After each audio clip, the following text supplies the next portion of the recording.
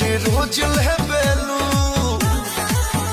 भैलू पियावा के घरे जाके गो राजा जी